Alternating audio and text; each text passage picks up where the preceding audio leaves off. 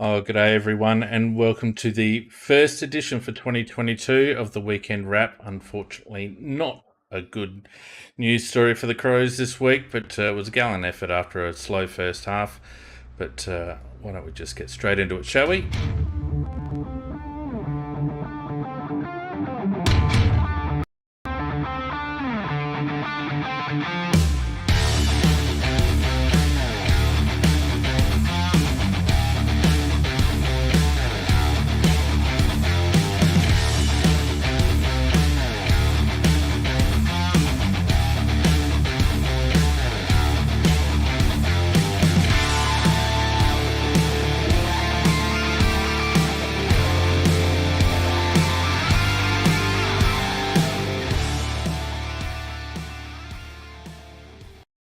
Good evening, everyone, and welcome to the Weekend Wrap, our first one, as I mentioned, for 2022. Thanks to everyone who's come along to listen. Don't forget, if you are listening in on YouTube, you can either chat to us on YouTube if you like, or you can join us on Discord. We've got, about 10 in there at the moment, 11 and growing, and as usual, and for the first time in 2022, we're going to welcome Macca. How you going, Mac? Oh, well, not too bad, mate. A bit disappointed about the result today, but, we just have to take it on the chin and wait for next week. Indeed we do. Indeed we do. Nikki will also be along momentarily. She's probably just making her way back from the footy, I guess, but she'll be here a little bit later on to talk about it. So let's get the promotions out of the way first of all, Max, shall we? Don't forget, everyone, if you want to support the CrowCast, you can do so on patreon.com/AFLCrowCast. We've got some fantastic patrons on there already. A little bit more content this year, thanks to our efforts with our community manager. So well worth getting along if you want to support us. Don't forget, as I said, you can chat to us live on the live stage in Discord. The link for that is in the description, or else on our Twitter profile page and on our website and everywhere else. You can actually listen to us or watch us on our website at AFLCrowCast.com. Macca, it's just, you can access us everywhere, mate. We're everywhere. Well, because we're bloody good, mate. That's why. Unlike Rory Sloane today. He wasn't too bad. Look, he wasn't too bad. He had his moment, but he's not the Rory of old. No, not the Rory of old. Anyway, traditionally, Macca, we get into the weekend's results. So why don't we just hook straight into that, shall we? Because it's Macca's weekend results. Now, I've been slack. I've got to admit, I haven't prepared any intros or any music or anything like that. It's a very raw show tonight, Mac. So apologies for that. You deserve better, to be perfectly honest. You deserve better. Of course, but bad luck. And Nikki's here as well. As long as I get my cock wobble. Yes, hello, Nikki. Nikki, you know what? I couldn't find the cock wobble music. It's on a hard drive somewhere. I will find it. I will get it, but I couldn't find it. Oh my God, where is it? And I ran out of time. So anyway, all right. This is Macca's show. So Macca, Thursday night, we had Carlton getting up to a pretty good start. 101 to 76. Carlton 14-17 to 11-10. This one, mate. Wednesday. We had Melbourne versus the Bulldogs. The bloody... How could I miss that? I didn't scroll up high enough. All right, let's start with that one then. Melbourne 14-13-97 over the Doggies, 11-5-71. That was almost a sideshow in the end, but a good win by the D's. And the game went very similarly to how the grand final went. Well, it did, didn't it? It was a rematch of the grand finalists, and it was a quality game, actually, and with the same sort of momentum swings that the grand final did. And as in the grand final, Melbourne far too good at the end. They just they are a very good side, and they had, I think it was 3 or 4 of their backline players out injured. Yep. So that just elevates their win just a little bit higher again. I'd have to think that Melbourne's going to be possibly the team to beat this year, and the Bulldogs will be up there as well. Yeah, and of course, we'll talk a little bit more about this on Tuesday night, but of course, the Bevo show after the game, and wow, the fallout from that, as it turned out, was pretty horrific. So lots to talk about there, but we'll cover that on Tuesday night. Now, as I jumped the gun earlier, on Thursday, we had Carlton 14-17-101 over pretty listless sort of Tigers outfit, 11-10-76. Good start from Michael Voss and the Blues. Yeah, look, the Blues are far too good for what I would call a pretty ordinary Richmond side. I know Caro had the audacity to say on Footy Classified that he thought not only would Richmond win this game, but they'd also win the flag this year. Oh, of well, course. Yeah, well, if she knows where she can stick that flag, they got no hope. But now you've gone early on Richmond before and been burnt, Macca. Nah, well, yes. Their last premiership, you went early on them. Well, I've got scars all over me, mate, so I'll go again. But no, the Tigers, they got an early break. They got about 20 points up off memory, and but after that, they weren't worth a crumpet, mate. Not worth a crumpet. Blues got a bit of firepower out forward, and I've got to say, Mac, and we won't spend too much time on this, but you and I differ in our opinions on young Patrick Cripps. But in my opinion, I've been saying for a while that he's been carrying that midfield and been a lone hand and carrying injuries and all sorts of stuff. What a difference it makes when they surround him with a couple of decent blokes. Well, they've recruited very well in the midfield. Over the last 2 years, they've added Kennedy, they've added Chera, and Hewitt from their respective clubs, and it's three very good midfielders to add there. Coming back to Cripps himself, though. He's still yet to prove himself to me, Fiend. I mean, if you go back to the last 2 years, he only had 30-plus possessions only twice in the last 2 years. So, if we have one hot day at 43 degrees and then every other day is nothing, well, we don't say we had a hot summer. So he's still got to prove himself yet. He did play very, very well this game, I won't change my mind on him till he does it every week. I can respect that, Macca. And I look forward to having the conversation at the mid-year mark to see how he's gone. Friday night, Collingwood, 15-12-102. St Kilda, a bit disappointing, but they had a couple of keys out, so 12-13-85. I actually tipped Collingwood on this one. I did too, and I thought they were a tickle too good for St Kilda on the night. 17 points. They did get it out a bit further than that, but St Kilda made a bit of a recovery. Nick Dacos, I thought, was absolutely outstanding in his debut, and he's a very, very quality young lad.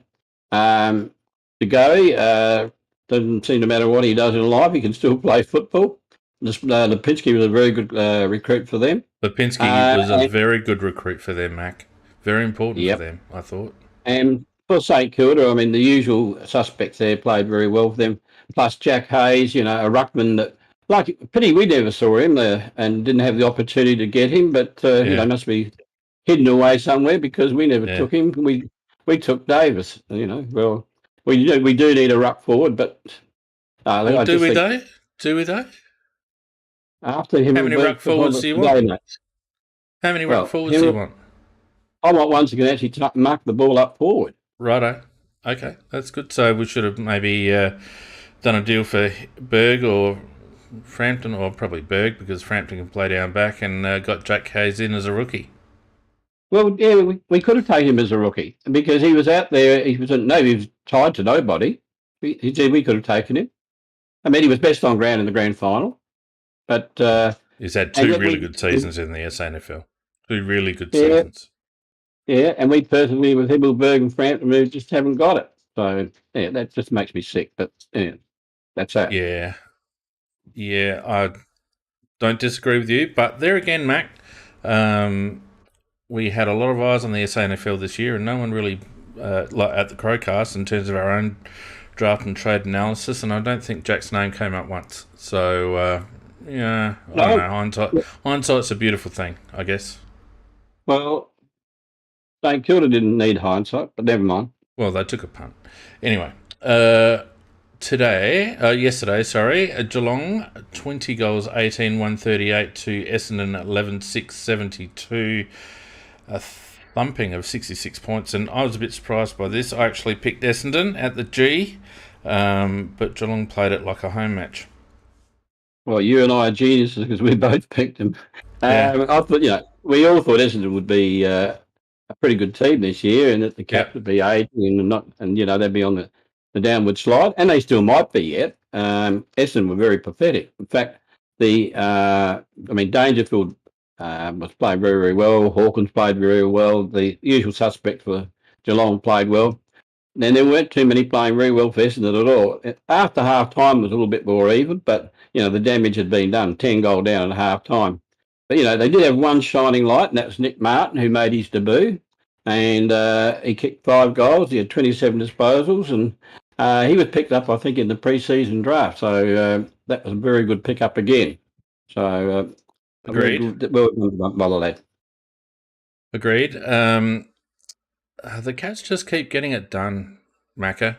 I think it's almost time to give them the kudos they deserve. And I know it's very, very early in the season. Very early in the season. Well, we can say that they're going to be around the place, but I think we could also say, quite frankly, they won't win a flag. They won't. Oh, too early. Far too early. Their style of play, they're older players, they just won't win it.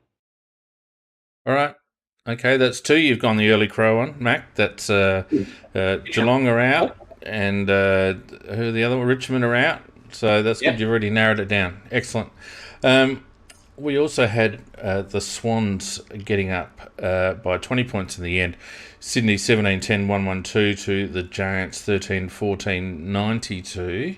Another one I missed out on. In fact, Saturday wasn't great for me in terms of tipping after a good start. The Swans were very good, I thought. Yeah, I picked the Swans because they were very hard to beat. But these were 2 good sides playing, and I did really enjoy the game. In terms of watching footy, I always enjoy watching Sydney because you always get 100% effort, and GWS have got some quality players. So I always enjoy watching them, and I did enjoy watching this particular game. Yeah, it was a good game. Very good game. And one of the highlights to me was the fact how Davis kept Buddy down to 1 goal. He did a great job on probably the best game I've seen Davis play for years. So yeah, looks fully fit for a change. Phil Davis. But in the end, Luke Parker, he had put the writing on the wall, and he kicked 5 goals up forward and said, "Thank you very much, and we'll take the win." And so they did. And the late game on Saturday, the Lions doing us all a favour and getting up over the Power after the Power had control of that game for long periods. Brisbane 11-14, 80. Port Adelaide 10-9, 69. And Port Adelaide, I was looking in the stats, did not take a mark up forward in the last quarter. And I think Marshall, Dixon, probably not so much Georgiades, but if Georgiades has to play a lone hand up there, they're in a bit of strife this year in terms of where the goals are going to come from, I think. Yeah, and look, somebody's posted in person in the chat that they're pretenders they are. Look, Port, they're a good side. A few injuries, mate. Few injuries. Let's not write Port off as well. Or you can if you want, but I'm not writing Port off yet. No, I'm saying they'll be up there. They could even be up there in the preliminary finals again, and I believe they'll choke again because I just don't think they have that little bit of an edge that the quality players that either the Bulldogs have or Melbourne have. Those real quality Petrarcas and that type of player. They just don't have them. Yeah, maybe. But having said that, it was a good game. I thought. And you're right, the result could well have been affected by the injuries in the game because Port did suffer quite. Yeah, a few key injuries. But having said that, I thought, both these sides, they'll be around, they'll be in the 8, and whether they're good enough to get a flag, well, time will tell. But I don't think Port will. Right. Okay, and then today, North let one slip, in my opinion. They were going great guns there for a while, and then just fell in a bit of a hole, and they were going really well, and then they started to mess up their disposal, much like we did in the first half, and it allowed Hawthorn to recapture some momentum, and Hawks ended up 11-12, 78 to North 8-10, 58. So I reckon Noble and the lads at North Melbourne would be disappointed with that one. Well, I think you summed it up very well. I haven't got too much to add to that, other than the fact that Sicily, who only played one game last year, he had a great return. And Gunston, who played no games last year through injury, he had a good contribution with 3 goals as well. So Yeah, bit I rusty too. He think, missed a few that he'd never miss, Gunston. They could yes, have actually could have had 6. I can see the Hawks perhaps rising a few positions. People were talking about them being bottom. I don't think so. I think No. they might be they'll be a bit better than that. And North Melbourne, the thing I suppose the highlight there was watching Jason Horne-Francis. Is he good enough to play?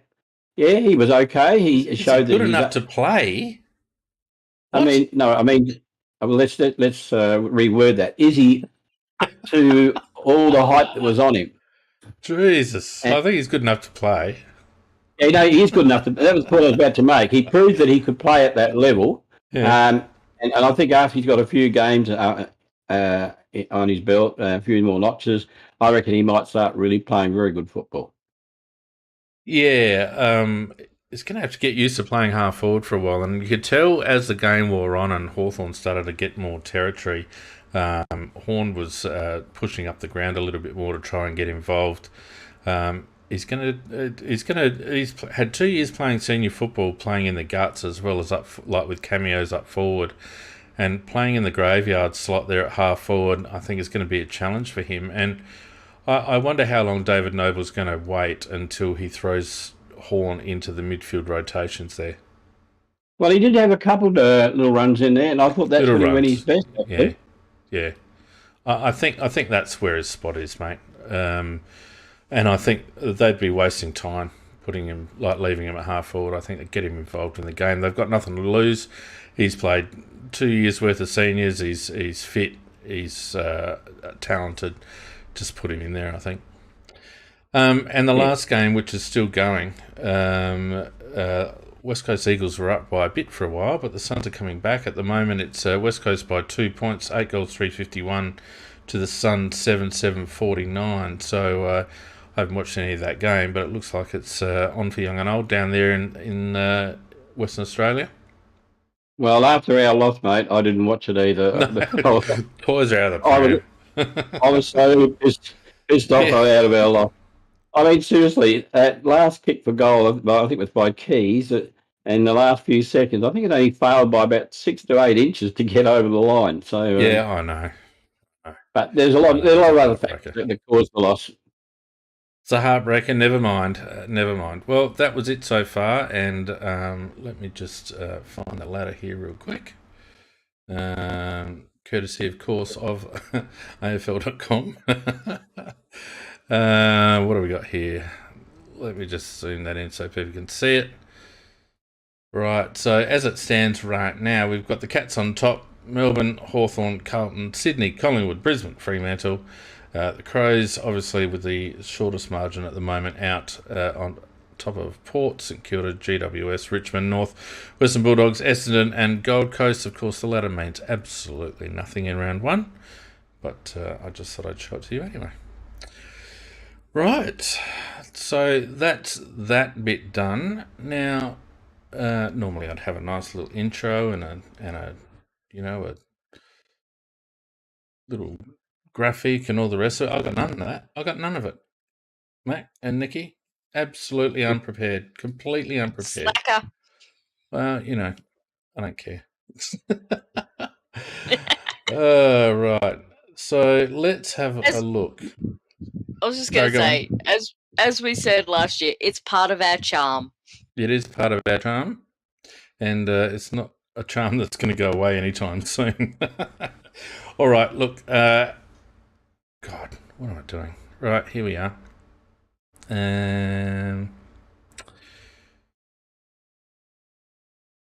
Yeah.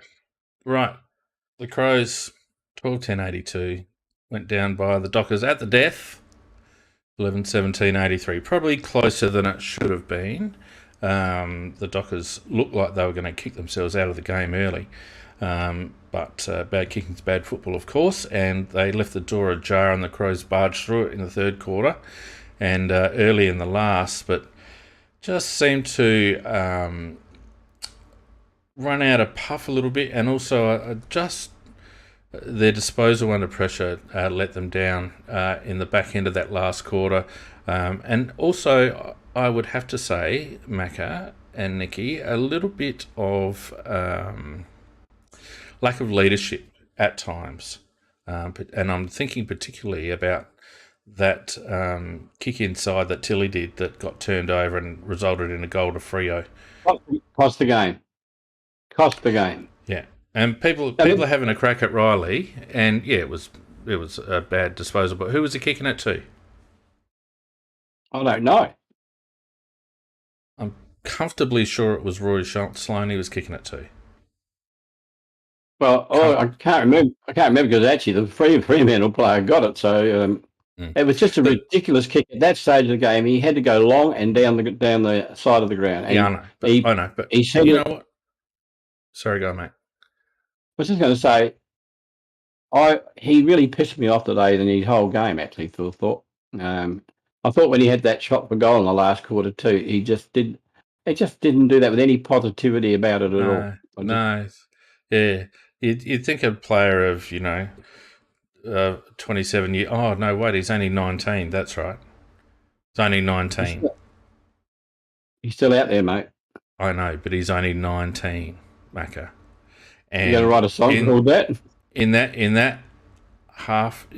that mark that he took an excellent mark from the outlet kick out of defence. At that point, there should have been a leader going over to him and saying, "It's going down the line. Take your 30 seconds, and it's going down the line." That's what should have happened. Well, I do agree with that too. And the fact that somebody even led to that diagonal, to me, is a breakdown in communication and team rules. Because with a couple of minutes left, you're hanging on, and you want to knock down the clock a bit. Who's making that lead? Who's making that diagonal lead at halfback? And if it's a leader, if it's a leader, they're going to demand the ball from a kid. Was it Murray? Was it? Yeah, it was Murray. He was one of the few who was actually moving. Yeah, but it doesn't matter, Nikki. At that point, you're not worried about movement at that point, right? I know. All Thilthorpe had to do was knock it down the line, but all a leader in the team had to do was go up to him, settle the kid down, and say, "Just kick down the line. There's no pressure." I do agree with that. That should have happened, but in the absence of it, he still should have been thinking that way anyhow. Well, yeah, but it's a tight game. He's a young kid. The pressure's on. That's what you have leaders in the team for, mate. One of the reasons why they pick blokes like Sloane, or they justify their selection. We'll go through selection in a second. One of the reasons they justify selecting these blokes is because they provide leadership on the field, and that moment there was a key moment where we needed leadership on the field, and where was it? It wasn't there. So why bother having a bloke like Sloane in the team, because he's certainly not getting much of the agate at the moment, if he's not providing leadership? And that might be harsh on Sloane. He might not have been in the area, but there would have been Luke Brown or Tom Duday, Brodie Smith in that back third that should have been around the kid going, just kick it down the line. So breakdown in leadership, in my opinion. And I don't blame Riley at all. He's a kid. Yes, it was a poor decision, and he'll learn from it. And it did cost us the game. But I would put a lot of the blame on the leadership group of the Adelaide Footy Club with that one. Anyway, okay. That's my little rant. Okay, let's have a look. I want to start with team selection as we usually do. And I'll just zoom this in so that we can all see it. Okay, there was a couple of problems that I thought were inherent with selection, and the first one was the players that didn't get selected. Cook, Berry, Gallant, Scholl, who ended up being the Medi-sub, all left out. We picked Wayne Miller, who hasn't played for 2 years. We picked Matty Crouch, who's had 2 practice games in 2 years. Why? And we picked Rory Sloane in the guts. So our centre bounce attendance at the first bounce was Rory Sloane, Matt Crouch, and I think it was Harry Schonberg. No. Was Keys. It Ben Keys? Yeah. Yep, it was the slowest midfield we could possibly put out there up against a fast Freo midfield, and we once again put in our slowest midfield. We got torched. Nikki, you're picking up what I'm putting down because in that first quarter, the thing that stuck out to me and a lot of people that were on the chat and Discord today was how badly we were getting burnt on the outlet. Not only were we getting beaten up in contested ball, which you wouldn't expect from Crouch and Sloan and Keys, but we're also getting sucked in, as we always do, and they were absolutely torching us, not only at stoppage on the outside, but also on transition.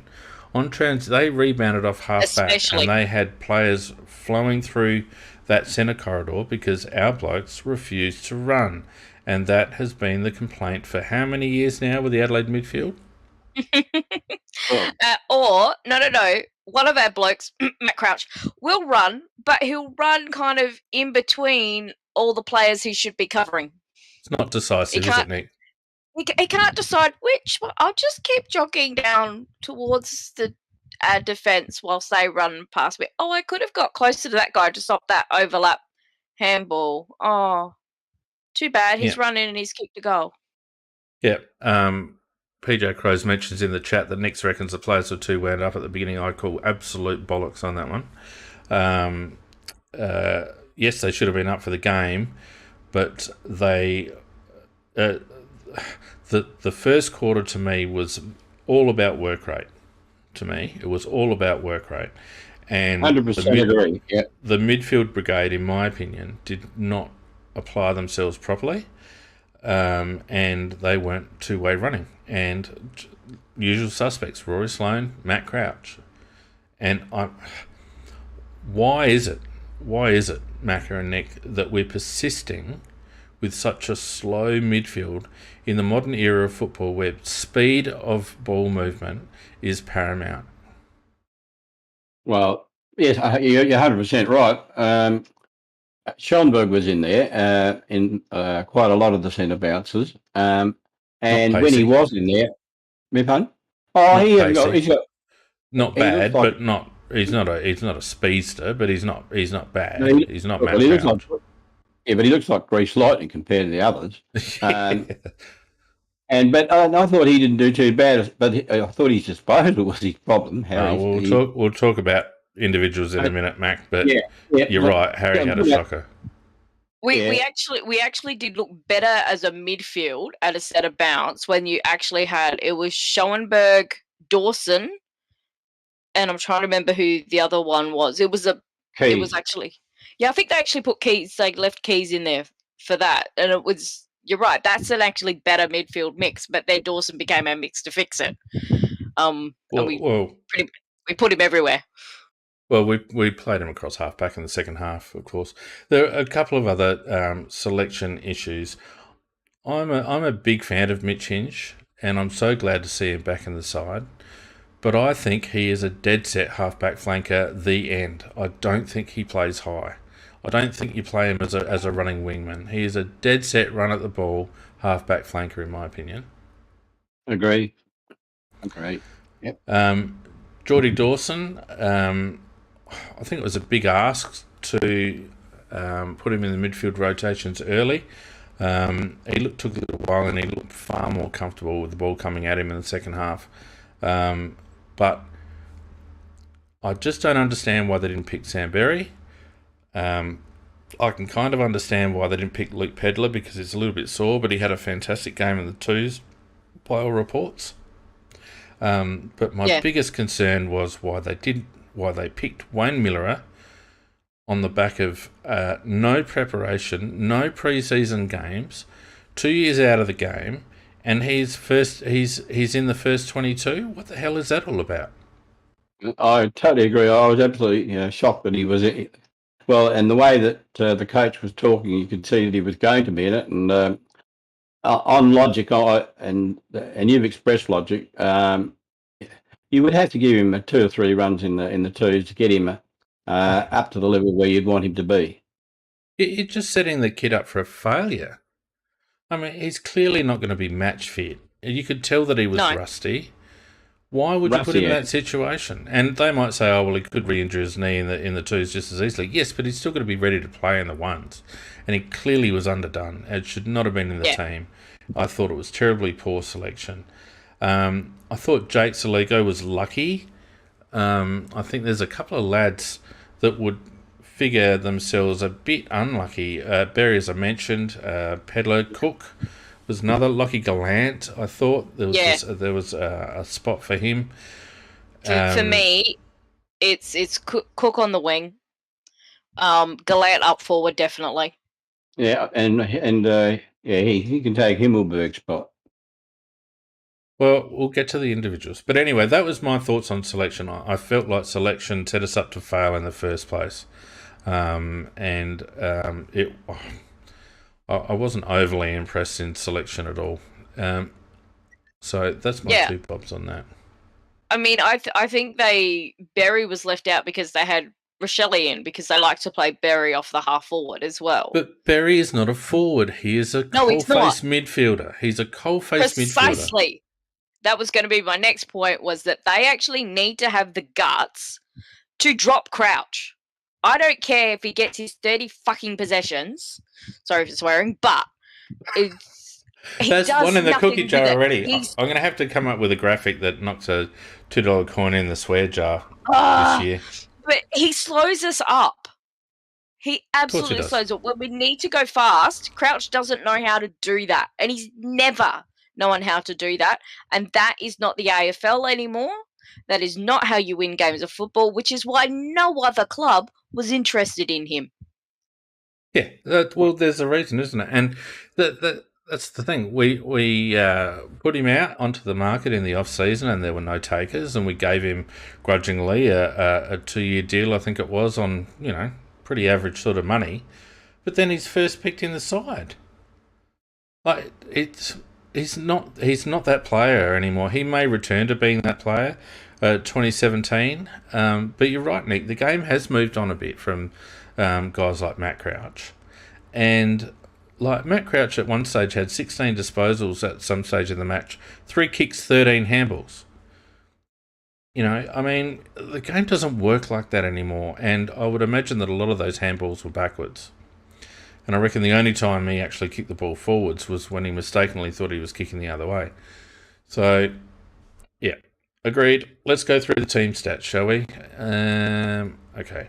So, disposals, we had more of the ball, we used the ball more, 359 to 313, 215 in kicks, 144 in handballs, compared to the Dockers, 175 kicks and 138 handballs there. So, we did try to move the ball by foot. Particularly in the second half, we tried that, that chip across sort of thing, which kind of worked. Inside 50s, 48 to 55. Freo in particular had, I reckon at one stage there in the first half, they had PJ Crow's knocked this one out in the chat, so I'll just play dry G, PJ. I think it was one inside 50 every 5 possessions or something or other. It was ridiculous. But it evened out as the game wore on. Disposal efficiency relatively even, although we were shocking at times, particularly early and very late in the game. So first half, I think our disposal efficiency was down in the low 60s. We ended up at 72. It just looked... Freo had a bad patch in the third quarter where they started to turn it over a little bit under some AFL standard pressure from Adelaide, but we couldn't sustain it. Free kicks, look at that. Free kicks, 32 to 16. It did feel like we had the rub of the green. Except I'll make a point about that. The umpiring this entire first round, the games I've seen, has been deplorable. And it was deplorable again in our game. And even though we got those 32 free kicks and they only got 16, we actually should have had more. You reckon? Yes. You reckon? Yeah, but no, we shouldn't have had more. We should have. There were probably about 10 that we shouldn't have had, and maybe 5 that we might have had. Freo could probably say the same thing. There was. So I watched a number of games this weekend, and there was some very obvious favouring of one side over another in almost every game that I watched. that started in our game. It was very much pro Freo. Exactly the same type of free kick was not paid. And yes, they might have given us some, which was a bit here, but it was in the back half. Exactly the same one in our forward half, not paid. That's the problem.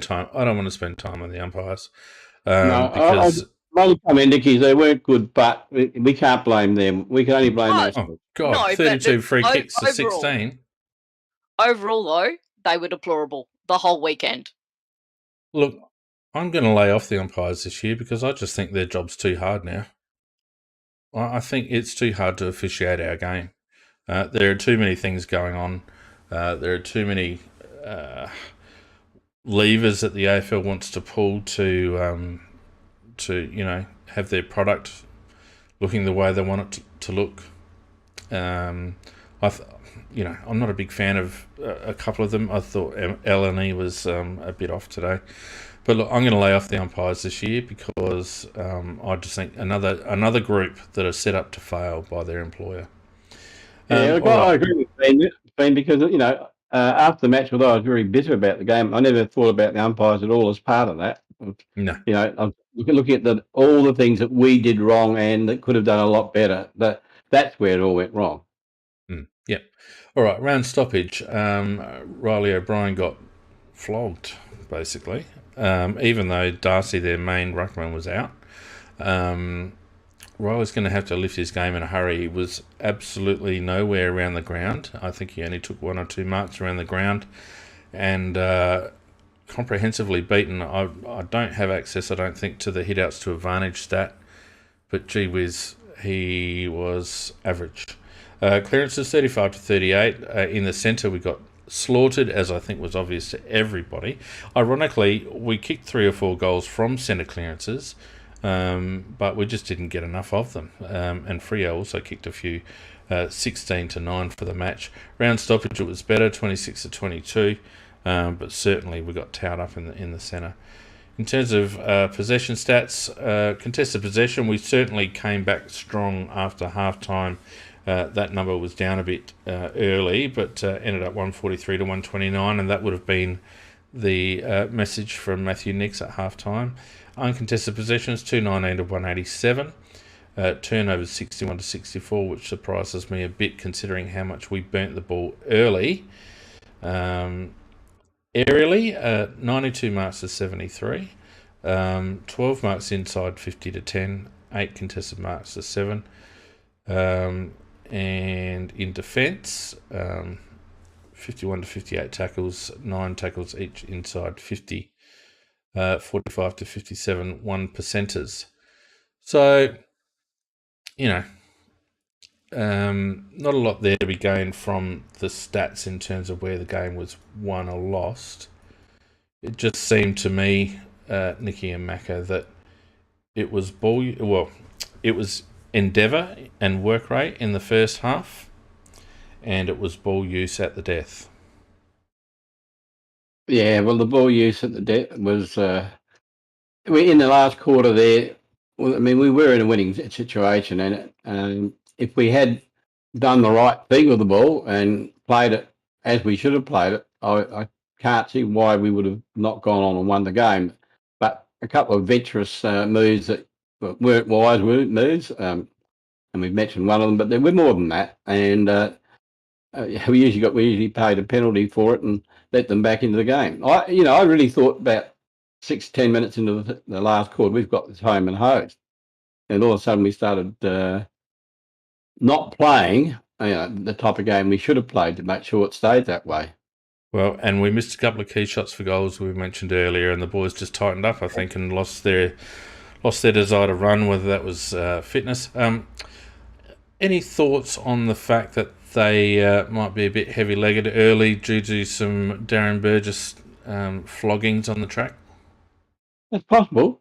It is possible because I thought that, we've been talking about how hard our blokes have been worked, but that can also, in the early stages, work against you in the sense that, you get, as you say, you get very heavy-legged in the last quarter. And they definitely were running a lot better than we were in the last quarter, so which would surprise me. But when you put it the way that you did, that's quite possible that in the first couple of weeks, 2 or 3 weeks, that might be a situation until it becomes the norm for them.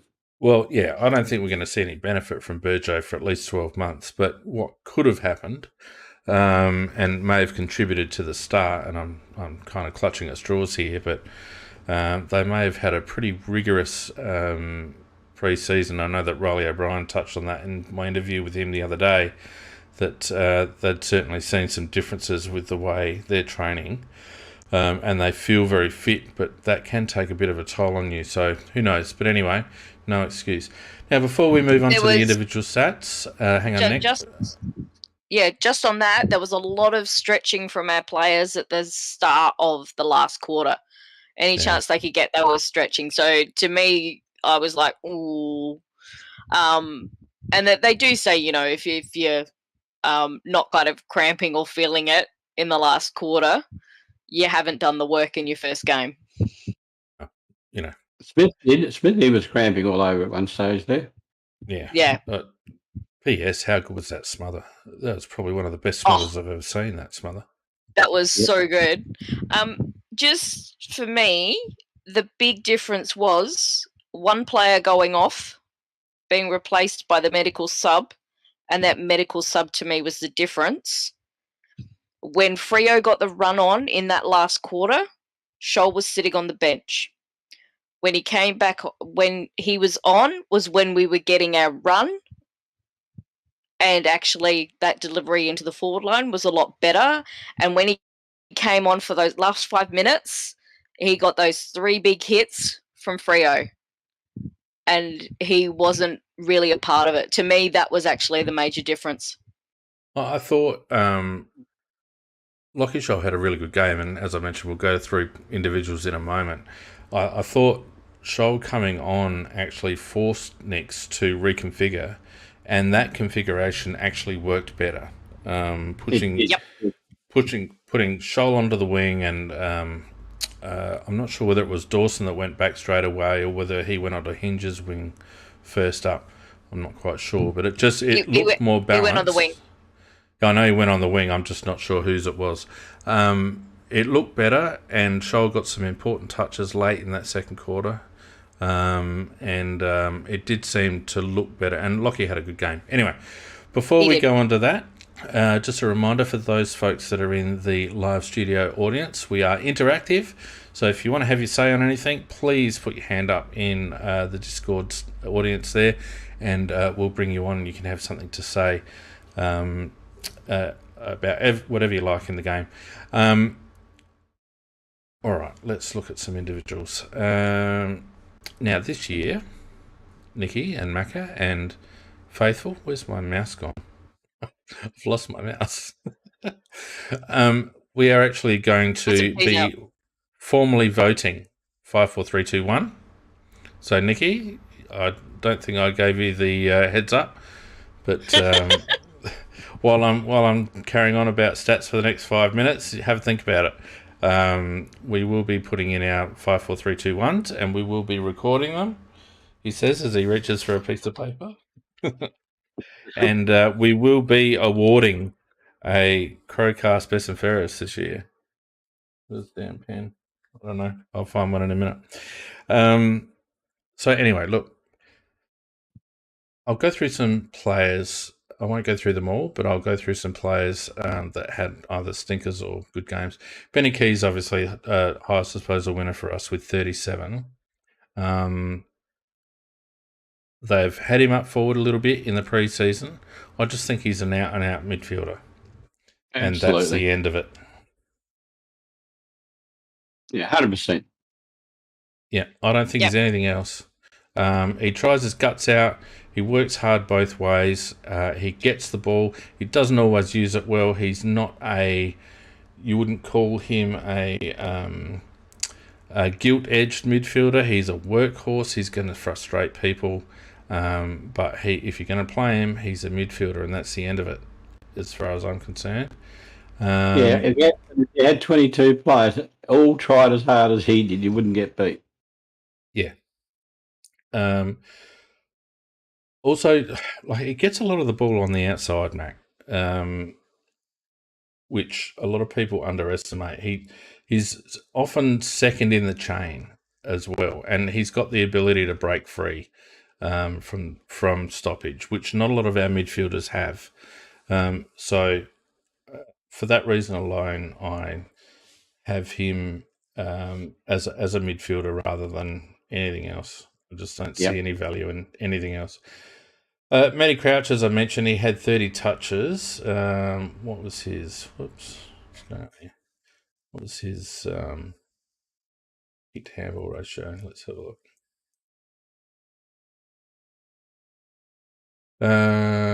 9 kicks, 21 handballs. Matty Crouch. Honestly, what's the point? Yep. Oh, some of them were okay. I mean, no. If he's supposedly at best at blue chip midfielder, no, he's not. And that's not acceptable. But every one of his 30 possessions weren't bad. What I'm saying, no, that's not true at all. That's not true at all. I saw so many handballs to the feet. I saw handballs that missed the mark.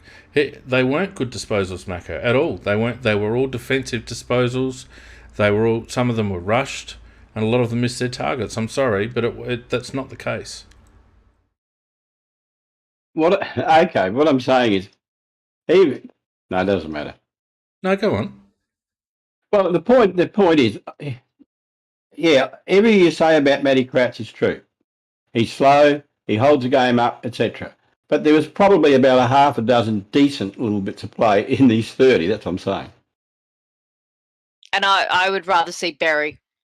I'm not saying I want to see him there. I'm just saying that we are tearing him to shreds, but there was some I'm not tearing him to shreds. But he was underdone. Yeah, that's obvious, because the only time Matty Crouch has had a good season is when he's been completely fit, and that was in 2017 in his best and fairest year, and he was able to kick the ball forward. He was able to break free from contests. He can't break free from contests, so that's why his handball rate's so high. And if you're going to have a high handball rate, it's got to be creative handball. His handballs are all hot potato handballs, Mac. They're invariably out the back door. And as I said, I saw him miss 2 or 3. There was one in particular across half back, and I think it was the third quarter, where it was just a simple handball and it went to the guy's feet and it resulted in a turnover. So his best is good enough, right? And I don't mind having Matt Crouch in as a coal-faced player if he's fully fit. But anything other than fully fit, we've got kids in the wings. And I'll refer again to Sam Berry, who can play that position, be more dynamic, and eventually we're going to have to move on from Matt Crouch. He's not even in our top half a dozen players on the list anymore. He doesn't warrant first choice selection, in my opinion. Well, I think that he will eventually be replaced, and I think the people that you're talking about are in line to replace him. It's just a matter of which one. There's a couple there that are vying for that spot, and I think when they play well, then they should come straight in and take his place. But this is my point, Mac. We've had those lads playing in those positions last year when Matt Crouch wasn't playing, and what happens the first opportunity that we've got to play Matt Crouch, even at the back end of last season when he was half fit, we still tried to play him. Right? We seem to want to play Matt Crouch whenever there's any shred of a possibility that he might be able to, crawl onto the park. That's not the way you play Matt Crouch. You play Matt Crouch when he's fully fit, or you don't play him at all. And the problem is exacerbated when you get Rory Sloane in there as well, because Rory no longer has the ability to break free from tackles, break free from pressure. He's lost a yard. That's not his strength anymore, and he shouldn't be being played there. Simple. Okay. What did you think of Sloane's game? I think Slotey's been treated very generously for the last couple of years. I mean, I don't think his form even probably warrants being in the team most of the time. No. I'd agree with that. Let Between Matty Crouch and Rory Sloane, less than 500 metres gain between them. That's not each. That's between them. So two of your midfielders, your first picked, first start, first centre bounce midfielders, contributed less than 500 metres worth of territory between them for the match in a game that was seesawing between defence and forward 50. It's horrible. And I would say that neither of those players were instrumental in getting us back into the game in the third quarter. Nope. Had nothing to do with Sloane or Matty Crouch. Sloane was hardly sighted at all in that third quarter. Now, I'm not saying that Sloane shouldn't be in the team. He's got some attributes that make him a worthwhile choice, but he doesn't need to be part of that centre rotation any longer. Play him as a hit-up half-forward, play him as a running half-back. Play him on the wing? I mean, I don't even think he's good enough for the wing. I don't think he's quick enough for the wing. He would have been better than Soligo was. Well, yeah, I thought Jake got set up to fail a little bit. But anyway, we'll get to him. And I don't want to belabor the point, but I just... until Adelaide selection panel lose this love affair with their senior midfielders that, let's face it, have not made the most of their opportunities during the course of their careers, it's time to move on. And until the match committee at Adelaide realise that and have the agates when Rory says, no, I'm playing middle, to say, well, actually, Rory, you're not, then we're going to see ourselves get continually burnt by quick midfields. And look, Fremantle were down, no Nat 5. Like they were short on midfield rotations this week. They should have been absolutely buggered by the end of it, and yet they were still laying tackles on Matt Crouch and Rory Sloane because Rory Sloane and Matt Crouch just aren't midfielders anymore. Matty Crouch can be a cold-faced midfielder, but Sloane definitely isn't, and we can't have them both. And I worry what's going to happen when Laird gets back into the team. We're going to have Matt Crouch, Rory Sloane, and Rory Laird, for goodness sakes.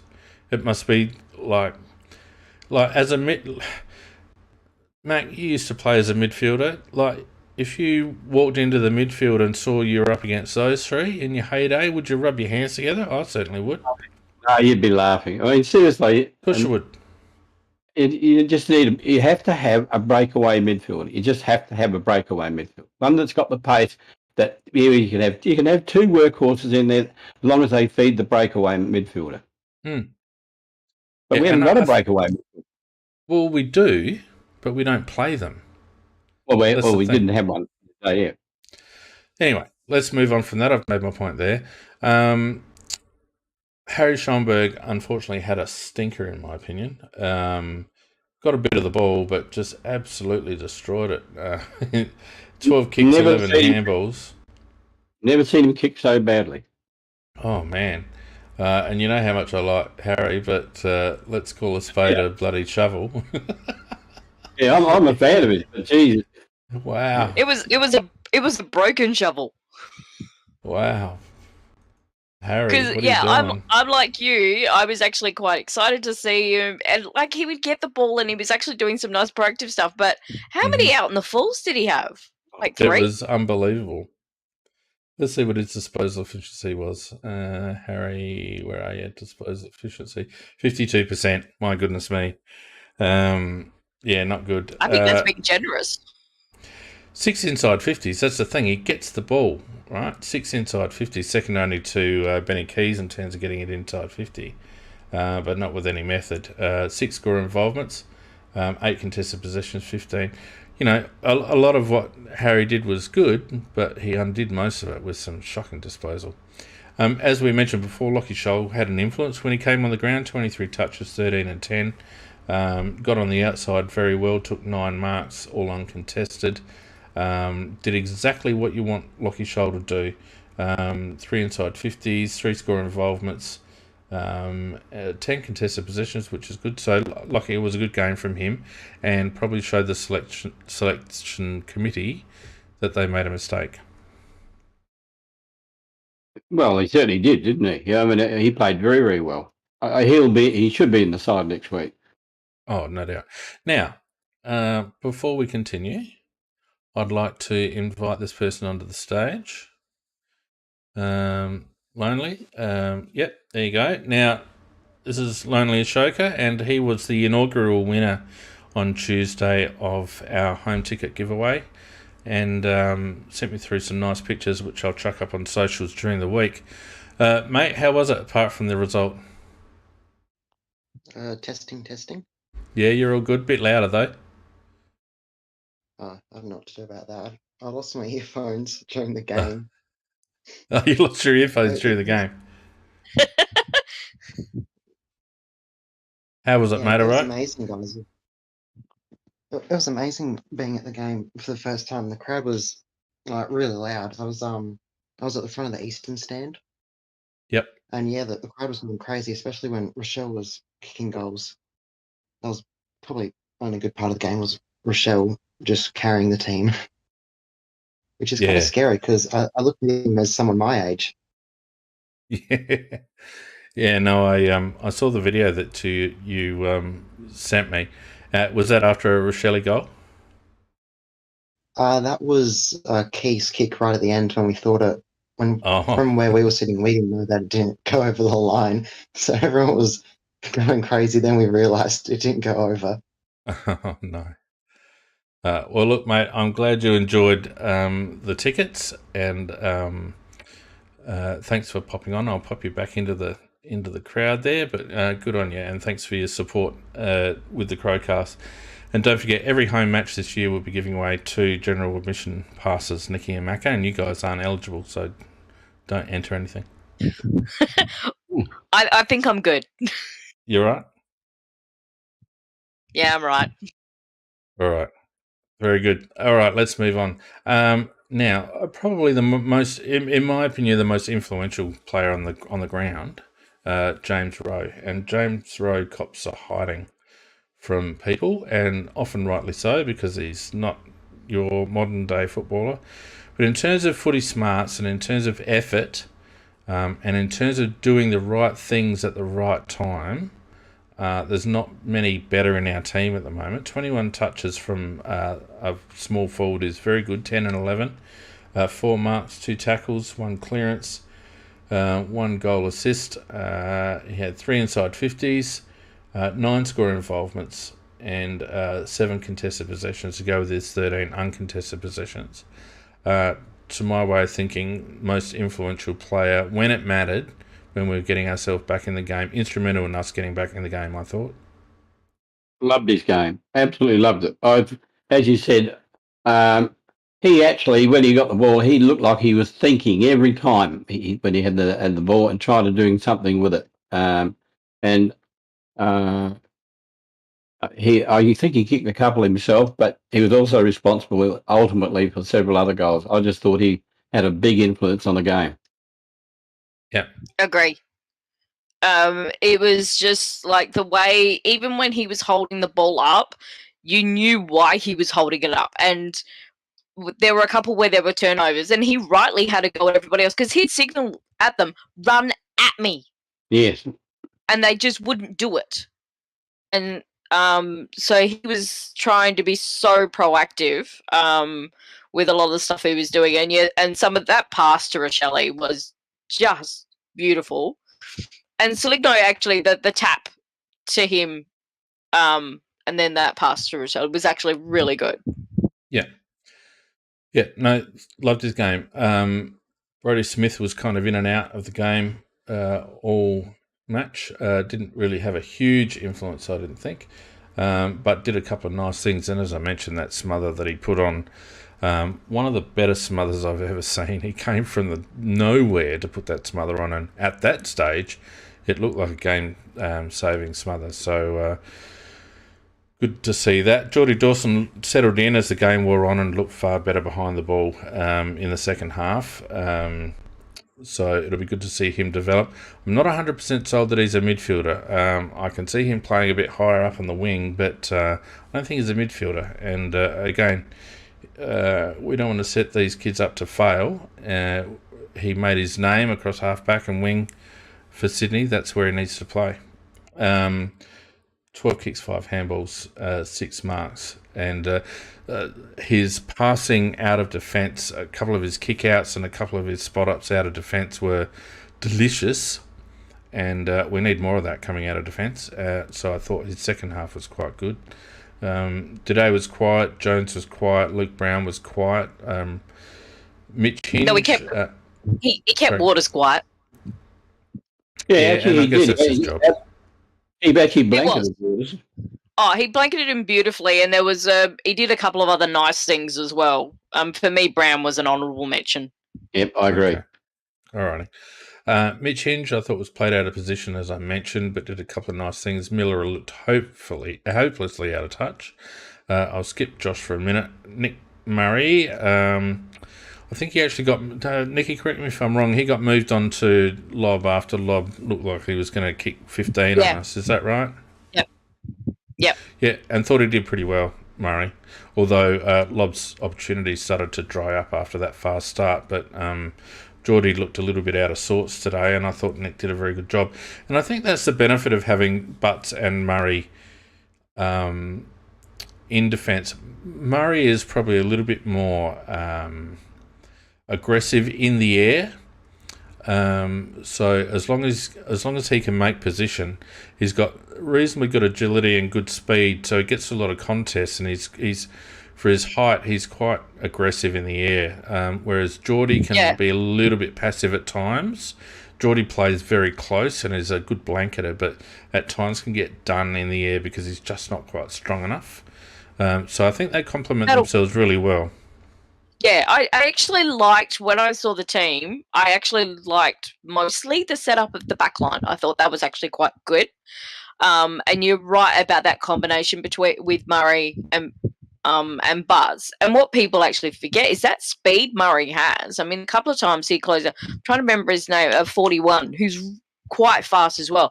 Murray had him done a number of times and absolutely blanketed him, which I think that surprised him. So to me, he's a great addition to our backline. Yeah, I agree with you, Nick. He has got a surprising good speed for a guy of his size, and he's certainly not frightened to risk his body. He goes in very hard. And he's got his detractors, Nick Murray. Now, I don't quite know why, because to me, he's an everyman footballer. He's just a rugged, solid, aggressive player who gives his best, and often his best is good enough. So I don't know what the knock is. In my opinion, an upgrade on Kyle Hartigan, who's basically come in for. So, I can't quite understand that one. Nemec Henry... in and out, tried hard. You're always going to get an effort from Ned. I think for me, in that first quarter, when we were getting absolutely done, he was the one who had that energy and was still trying quite a bit. And I thought the couple of goals that we did get were it was kind of his pressure and his energy that helped. Actually, I agree with you, Nicky. I think that his stats don't truly reflect his influence on the game, because he put a lot of pressure on, and he's prepared to risk his body all the time. I mean, he'll just go in where angels fear to tread. I don't know whether he doesn't make the best players, but he certainly his game, at least he could walk off the ground and say, I gave 100%. I don't think there'd be many games where he couldn't say that. That's the one thing you could never fault with Ned. And we got it again today. I just felt like some of his finishing he probably didn't hurt the opposition with ball in hand as much as he can. So I just feel like at times he just lays off a little bit. It's as if he thinks his job is to hassle and get the ball and then just lay it off to somebody else. And I think he needs to actually take the game on a little bit more with ball in hand at times. Because what it can result in is one too many possessions, and you kind of lose your momentum, you know what I mean? Yep. Riley O'Brien was poor, I felt, and should be coming under selection heat, in my opinion. Yeah, look, he always has trouble if somebody's got a long arm, and look, I think he got beaten for the number of taps. I'm not sure how it went when we talk about taps to advantage, but I think in just straight number of taps, I think he got beaten. He got flogged. Yeah, I didn't like his game at all, to be honest. I didn't. Yeah, we put it this way, we try to get a team of elite players together, and he's a tradesman, and a tradesman that's not a very good one. Yep, agree, Mac. If Riley's going to lose the ruck, he's got to win around the ground, and I felt like he didn't have enough influence around the ground. He took one or two marks, but really, if he's going to lose and lose so decisively in his tap work, then he's got to make up for it in other areas. And I just felt like he was not playing with a huge amount of energy today, Riley O'Brien. Andy McPherson went off with the sub. Not quite sure what the problem was there. Hamstring. Hamstring was it? Didn't have a big influence on the game prior to that. He was atrocious. He was absolutely atrocious. He was getting his ass kicked. I was tempted. At halftime, I actually turned to my dad and said, I'm tempted to put him in the best players because him going off and Shoal coming on was the difference. Well, actually made a big advantage to the side. It really did, him getting injured. Because he was absolutely terrible. The problem with McPherson is his best isn't bad, but his worst is really, really bad. When he plays badly, he plays really, really badly. And I think eventually he's going to be squeezed out by someone like a Mitch Hinge or even a Hamill if Hamill comes back in, or even a Miller off halfback. I don't know, but I don't think at this stage Andrew McPherson's best 22 for us. Well, I was very surprised he was picked because of how poorly he actually played in the game against Port. Yeah, he had a shocker there too. Who are we going to play in that role? I don't know. It shouldn't have been him. Yeah. No, I think you put Hinge back and you bring somebody else onto the wing. Well, that's what I would do. I'd play Hinge in McPherson's spot and put Lockie on the wing, and we look better with that kind of arrangement, whether it was Hinge back or Dawson back. We look better. I don't think Andy's best 22 for us, certainly on not current form. Darcy Fogarty, I thought, played with a lot of energy, tried to impose himself. We weren't lowering our eyes very well into forward 50, but surprise, surprise, when we did, he was often on the end of it. Him and Josh Rachele. Look, I wasn't disappointed with Darcy's game. I didn't think our midfield gave our forwards much opportunity at all, and he made the best of what he got, in my opinion. No, and that's okay. So, someone's got a mic issue. Me? Okay. Because one of the things, particularly in that, towards the second... No. There's a cable rubbing on something or something going on there. It shouldn't be because I've got the headset. Oh, something's happening. If I turn this way, is that better? Yep. It was the fan. You got a fan going, haven't you? Yeah. I've got a fan going, so I'll turn away. I had to turn my fan off for that very reason. It's bloody warm in my house. Yeah. We were absolutely ropeable at the lack of movement from Himmelberg and Rob. At one stage, they did not want to move forward. When we had the ball just outside defensive 50, they were just outside the forward 50. They would not come up. They would not move. They were leaving that space to be blocked up by Freo and for our smaller players to try and beat the markers.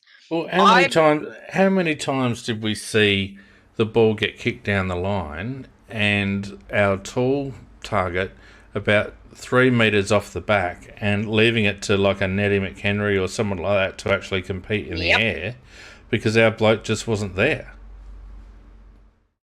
Yeah, no, completely. Himmelberg was absolute bloody shocker. Absolute shocker. I've got see- no time. See, I disagree. I Jeez. disagree. I just don't think he works hard enough. No, Well, he wasn't. And he It doesn't matter what the reason is, he still was piss poor. And, if you can't just keep playing a guy that whether it's not, whether he hasn't got the ability or whether he doesn't put in 100%, you just can't play him. I mean, I'd rather see a Lockie Gallant there who you know is going to give 100%, and he's got a few tricks up his sleeve. I think he would have done a lot better. Yeah, Gallant can actually mark him. If they're gonna persist with this configuration, sorry, Nick. If they're going to persist with this configuration, then Elliott's going to have to pull his finger out. Otherwise, they're going to have to start playing with 2 lead-up forwards and playing in a V formation, and that's going to have to be a Lockie Gallant, and maybe maybe that's where Sloane comes off a half-forward line to be a marking target. But if they're going to play with Riley and Elliott as 2 bigs with Darcy leading up, then Elliott has to play. In my opinion, Elliott played far too deep today, and he needed to be up high to open up the forward line for Thilthorpe and Fogarty to work around in. Having Elliott deep in forward 50 just clogged it up, and it meant that we were a target short on transition, particularly when we were transitioning under pressure. Yeah, and when there was a chance of them getting to a contest, and they probably weren't going to mark it, but they could have gotten to the contest for both him and Thilthorpe, they both gave up. They wouldn't do it. They would not use their bodies to actually crash and actually use that pressure. To me, that was what was very disappointing about our forward line, was those 2 and that lack of intensity that just seemed to be there. I can forgive Riley a little bit, but he needs to. He's got a very laconic style, anyhow. He has. And it's misleading. It's a bit like Mark Ward batting, I reckon. Yeah. Half the time you think he's not trying because he's got that laconic style. Because he's got that laconic style, but there were moments where he could have made the contest, but he chose to slow down, and I'll just stand the mark instead. I agree, Nick. Surf Dolls in the chat says our bigs lost us the game. You've got to be absolutely kidding, don't you? What cost us the game was our midfield, and I said in the first half, try being a forward to that midfield with that rubbish coming in, and because in the first half in particular, the ball coming in was just that high bomb to 45 metres out and get underneath it and good luck. And as soon as we started lowering the eyes in the third quarter, we started to get results.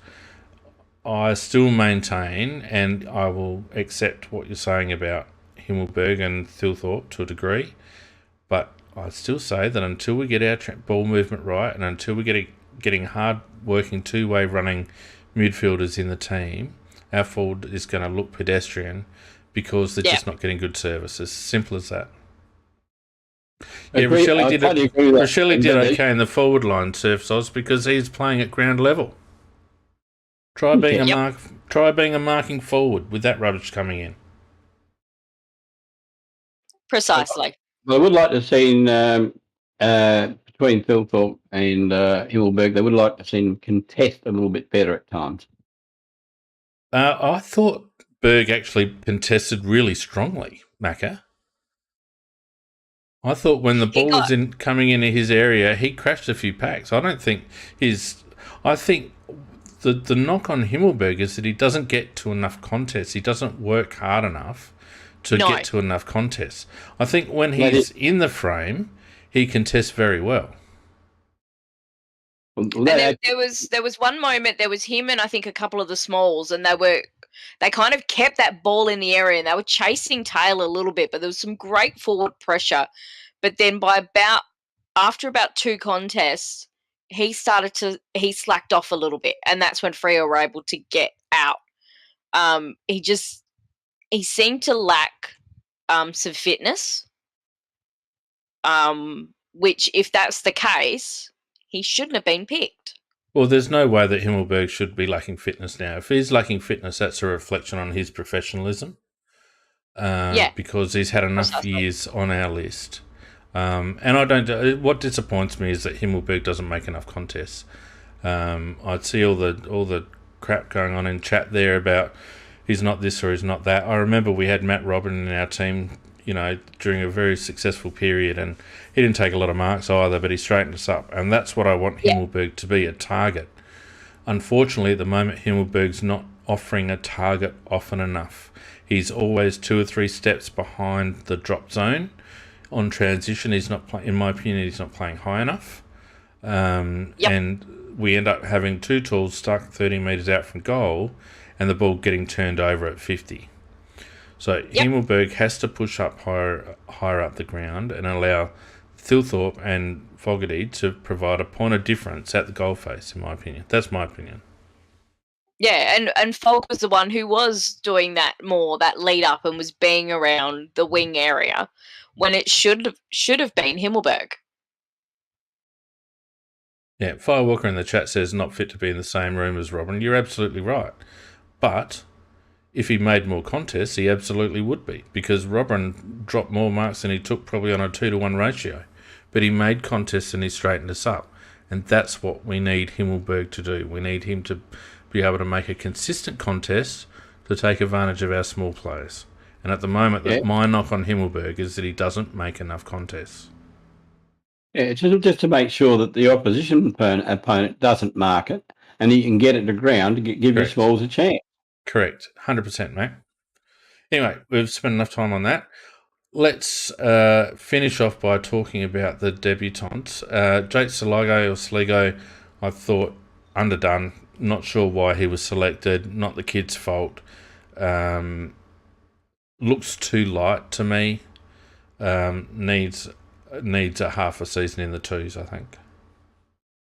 Be a good player in time, I think. But the coach loves him already because there's a lot of factors in the way that he plays his game. But he's not quite ready yet to play at this level. And you're quite right, Peter. I think, give him a half a season in the twos, and then let him come in, and he might be a very handy player.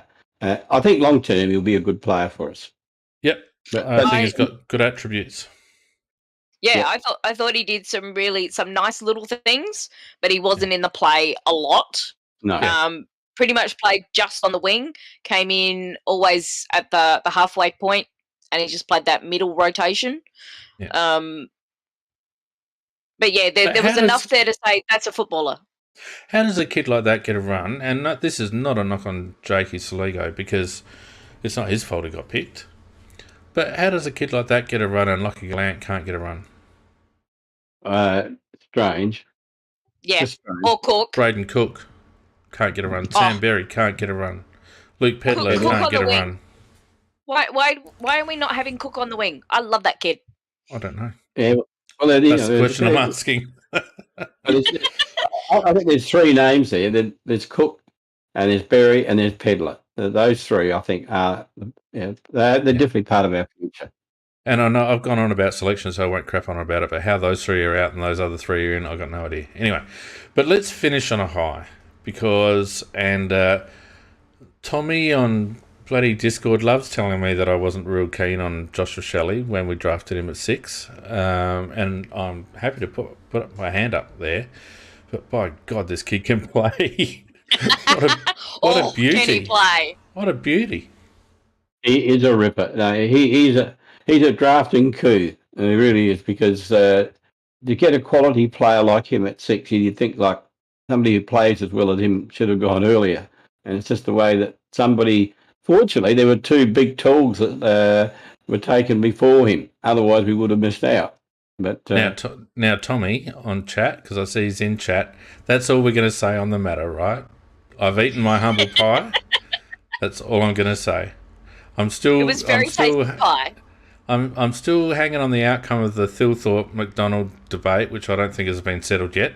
But I'm happy to eat humble pie on Rachele on the basis that we couldn't get Jason Horne-Francis. But oh my goodness me! And do you know what? For all the things that Josh Rachele did today, there was one little thing, and I'm going to highlight it on Tuesday Night Live. I didn't have time to cut up the footage for this show, but there was one little run into the forward line where the ball's in dispute, and he's run into the contest. And just as the Freo player was about to bend it down and pick it up, Josh Rachele's given it a little tap of the ball with the outside of his left foot. It was a soccer move, and it was absolutely spot on. And out of everything that Josh did today, it was that little thing that I thought, oh, you've got something about you, that one. Because it nutmegged him, and it got the ball clear, and I can't remember whether we got a goal out of it or not. I think that might have been in the lead up to Brody Smith's left foot goal, actually. Yeah, I think it was. And it was just Rachele being able to get that ball out of congestion just with a little outside tap of his left foot. I thought, oh, that's classy. So, really happy for the lad. Fantastic start to his Adelaide career. Obviously is going to be a crowd favourite, and obviously is going to love the atmosphere of Adelaide Oval. He does already. And probably, clearly never played in that sort of environment before. But you hope that it doesn't take Josh too long to build up enough of an engine and enough physical strength to be able to play through the midfield, because I think he's a dead set midfielder with forward tricks. And I would hate to see his career spent as a small forward, because I think he's so much better than that.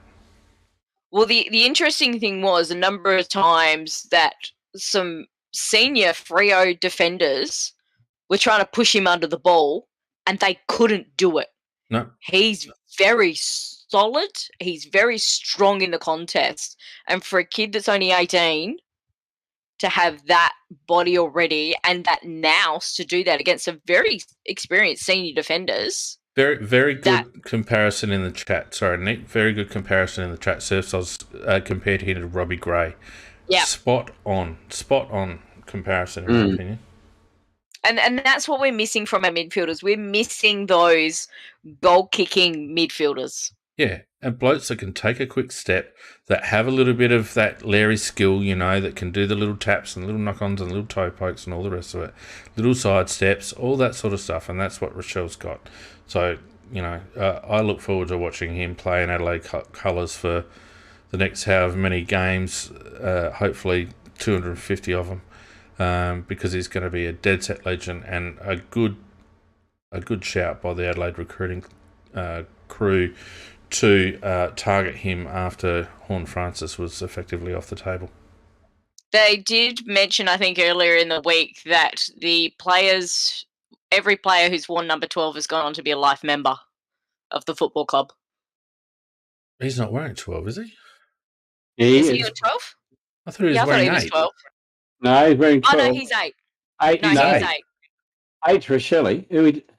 Are you talking about that's who we're talking? Yeah, Rachele. Sorry. Are you with us, Macca? Are you still here with us? You're right. I was actually doing my best players. I just wrote down Dawson as a Yeah, 12 is Dawson. That's what happened there.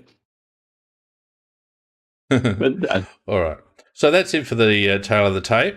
Now, before I throw to you guys for your 5, 4, 3, 2, 1, on Twitter over the next couple of days, if you want to put in your 5, 4, 3, 2, 1s, or if you want to do it on Discord, then I will chuck those in, and we will be having a People's Choice Best and Fairest and a Smart Person's Best and Fairest, which is you, me, and Nikki, Mac, and see how close we get between them. All right, Nick, show me the money. What do you got? 5 to 1. Start with number 1. 5. For 1 point. Yeah. Keys. Right. Hang on. Oh shit. Hang on. I've got it. Oh, it's all right. I can watch the replay. Keys. Yeah. Then I went Smith. Right. That's Rowe. 2 points to Smith. 3 points to Rowe. 4 to Rachele. 4 to Rachele. But 5 to Scholl, because to me he was the difference. 5 to Scholl. Okay. Absolute difference coming on. Thank you, Macca. I'll start at. You want to start with the 1 or at the 5? Start at the 1. The 1. I'm giving Dawson 1. Right. I'm giving Shoal 2. Right. I'm giving Rowe 3. Right. I'm giving Rachele 4, and I'm giving Right. Keys 5. Keys 5. Okay. And I'm dithering whether to get Murray in there somehow or not, but that's why I've gone. Yeah, well, I've actually given Murray 1 point because I felt like he quietened Rory Lobb down after Lobb looked like he was going to take us apart. So I thought that deserved a point. I've given 2 points to, where is he? Brodie Smith, because I felt like even though he was in and out of the game, he did some really good stuff, and that defensive work in the end was worthy of a couple of votes. 3 votes to Lockie Shoal. 4 votes to Jimmy Rowe, and 5 votes to Josh Rachele. I don't think he kicked that many goals on debut, and basically almost won the game off your own boot without getting the 5. So they're my 5. So Nikki, only 3. Nikki, what? Nikki, there's a Nikki in chat, right? And I'm not going to expose who Nikki is, other than to say I know Nikki, and Nikki, get stuffed. It's a good name. Yeah. I was going to say, so Swamp Thing on Twitter actually pointed out that since 2003, only 3 players have kicked 5 goals on debut, and 2 of them play for the Adelaide Football Club. Yeah, that's right. That's right. So if you're listening in and you want to put in your People's Choice votes 5-1, chuck them in the chat during the week. No rush, but just before the next game would be great. And we'll keep a tally. Also, if you're on Twitter and you want to put in your votes on Twitter, do that, and I'll round them all up as we go through. All right. So that's that. Sorry, go on, Matt. One question, you never gave Keys a vote at all? No. Gee, harsh. Yep. Come at me. Okay. I tried to go for players, Macca, that were. I thought his work ethic was outstanding, and that. I tried to go with blokes. Yeah, you've already made your votes. You're questioning my votes, and all I'm saying is that I tried to go for blokes that influence the game, and I felt those Keys had a lot of the ball and he did a lot of stuff, but at the end of the day, I felt I just went for blokes that I felt influenced the game at key points. And that's fair enough, because everybody looks through different sets of eyes, so that's the way we speak. Thanks, mate. Good on you. Yeah. All right. Nearly at the end of the show. Thanks to everyone who has stuck around. We've had a really good audience tonight. Don't forget, we're still interactive, so if anyone wants to have a crack, you've got a few minutes left before the end. But in the meantime, without the music, Nikki, I'm terribly sorry. I sit here and bounce along to it. And Macca, let me just remind you that you've already had your segment today, so just relax. It's Nikki's cock-wombling number of the week. We haven't done this, 2 years? 2 years, I reckon. Yeah, we've missed it, but mind you, I kind of haven't wanted to watch any other football apart from our games for 2 years, so, fair point. Yep. So for me, and for those of you who are new, don't know what this is, it's an award for somebody who's done something particularly stupid in the AFL and generally makes us laugh. For a while there, it was when they made us quite angry. So the umpiring department, etc., got it a lot. But for me, I actually think it's got to be Danaher for taking an absolute ripper of a mark, 20 metres out in front, and handballing it, and the siren goes. That's it. That's 20 metres out, Nicky. Is that your cock-wombling number of the week? I reckon that one goes, because that one was, funny and a bit stupid.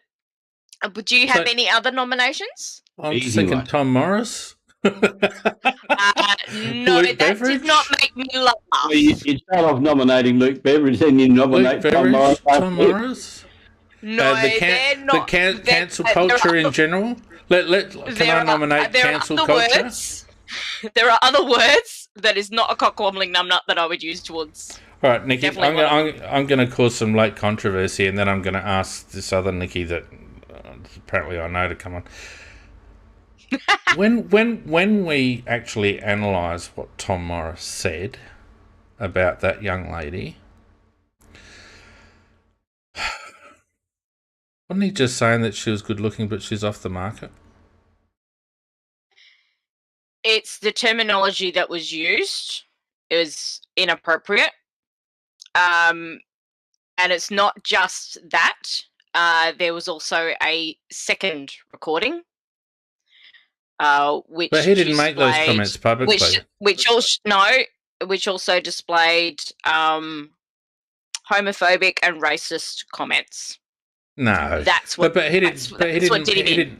I'm just playing devil's advocate here. All right, he didn't make those comments publicly. Doesn't matter. Well, yes, it does. You can't tell me that you've not had a few drinks and said something that, in the cool hard light of day, you would have thought, "Geez, I'm glad I didn't say that in public." That's my life. That's you every week on this show, Mac. I certainly have. Oh, come on, Nikki. You're no angel. No, everyone has. Everyone has. No, because I can't drink, so I've never been drunk. Well, all right. Even without the drink, then. Everyone said some stuff that they regret. Everyone said stuff in confidence. Yeah, I haven't said homophobic or racist shit. No, but you might have said some other stuff. You know, you go into the footy club, into any footy club locker room, male or female, and you will hear that sort of stuff. I pulled something off Twitter after the Collingwood game that referred to a spit roast and a couple of Dacos players, and that comment was made by a woman, and she was being applauded and agreed with. How is that any different to what Tom Morris said? I was amazed at that, Dean. I was amazed. And people who have said stuff on social media, when their employers have found out, they've also lost their jobs. He didn't say it on social media. No, he said it. He said it.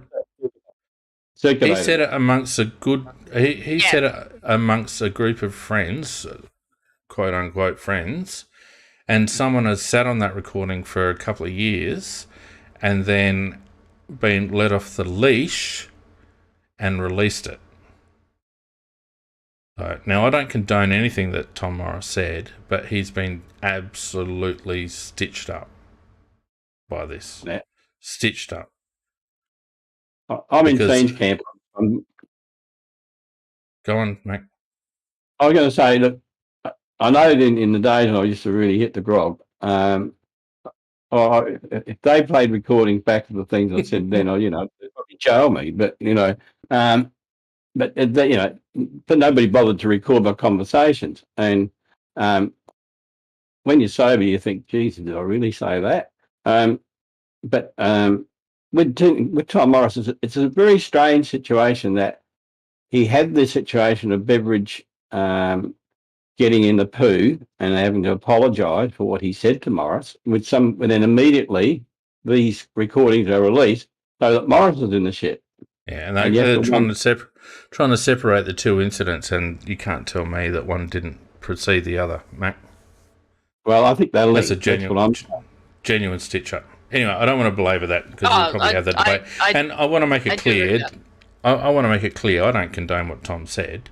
And I feel terribly sorry for that young lady on Fox, because I'm not sure whether her status was publicly known or whatever, but it certainly is now, and that's something that she should have control over, not a third party. But I think completely agree with that.